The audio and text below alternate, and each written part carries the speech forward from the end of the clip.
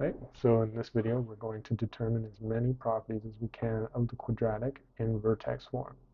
So let's just start with what we could find. So we could determine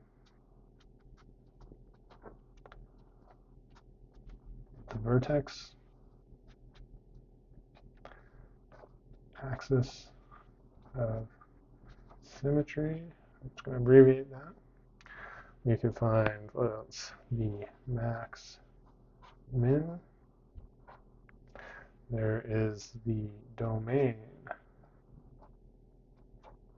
and range. And we can also find the number of x-intercepts.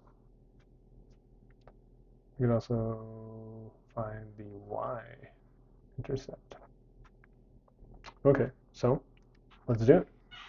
Let's start with the function y equals negative x squared plus 4.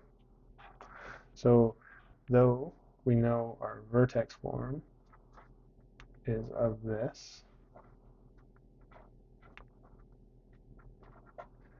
and we can see here that there is no p, but that just means it's kind of hidden, because we can write it like this.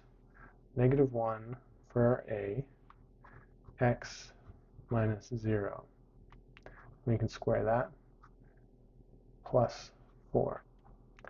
So now, right here, we can already see what the vertex is. Our vertex is now 0, 4. Well, that's kind of cool. And then we know that the 0 part of our vertex is actually the axis of symmetry. So x equals 0 is the axis of symmetry. Now, we know that the parabola, so let's draw it here.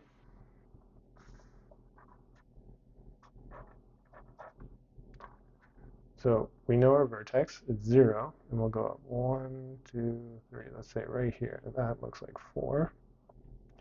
And it opens downwards.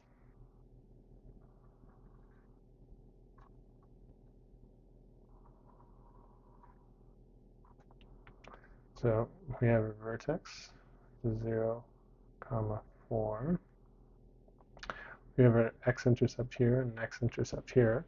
So we actually have, we know that we have 2 x-intercepts.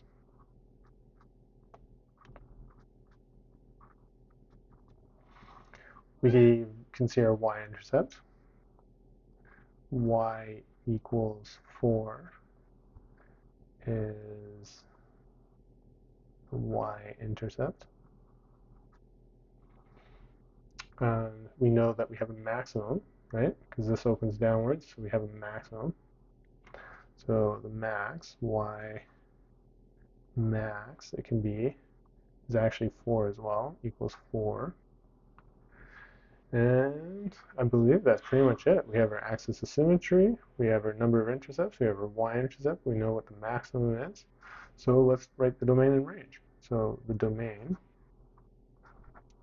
for this is the set of x such that x is an element of a real number.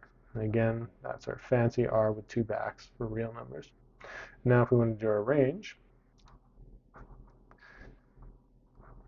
it's our set brace y such that y is an element of a real number and y can't be bigger than 4. So y is less than, but can it equal 4? Yes, it can. It can equal 4. And then we close our set brace, and that's it.